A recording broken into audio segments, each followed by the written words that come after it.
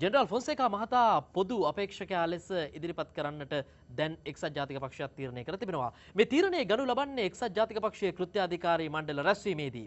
කෘත්‍යාධිකාරී මණ්ඩල රැස්වීමට ජෙනරාල් ෆොන්සේකා මහතාට ඉදිරි ජනාධිපතිවරණයකදී සහයෝගය ලබා දිය යුතු බවට වන යෝජනාව ගෙන එන්නේ ගාමිණී ජයවික්‍රම පෙරේරා මන්ත්‍රීවරයා විසින්. හැබැයි ගාමිණී ජයවික්‍රම පෙරේරා මන්ත්‍රීවරයා මේ යෝජනාව රැගෙන එනවත් සමග මේ ස්ථිර කරන්නට බොහෝ දෙනෙක් පොර කෑවා. ඇත්ත වශයෙන්ම දැන් එක්සත් ජාතික පක්ෂයේ කෘත්‍යාධිකාරී මණ්ඩලයේ වැඩි පිරිසක් එකට මේක ස්ථිර කරන්න පොර කෑවා. දැන් මේක තමයි ලොකුම දේ. මොකද පහුගිය කාලය තුල එක්සත් ජාතික පක්ෂය ඇතුලේ අභ්‍යන්තරේ ජෙනරාල් ෆොන්සේකා ගෙනීම පිළිබඳව ලොකු මතවාද ගියා. නමුත් මෙතන කෘත්‍යාධිකාරී මණ්ඩලය උනේ උදිත සියලු දෙනා පැනලා දෙන්න පටන් ගත්තා මේ ස්ථිර කරන්නට. ඉතින් අබ්දුල් කාද තමයි ඉස්සරහම මුලින්ම මේක ස්ථිර කරේ. ඊට පස්සේ තවත් කිහිප දෙනෙක්ම ස්වාමීන් වහන්සේ ඊට පස්සේ විශේෂයෙන්ම ජෝන් අමරතුංග මහතා නැගී සිටියා. ඔහු කියා සිටියා මට අවස්ථාව දෙන්න මේක ස්ථිර කරන්න. මොකද මම කතෝලිකෙක් විදියට මම කැමතියි මේක ස්ථිර කරන්න ඒ ජනතාව වෙනුවෙන් කියලා.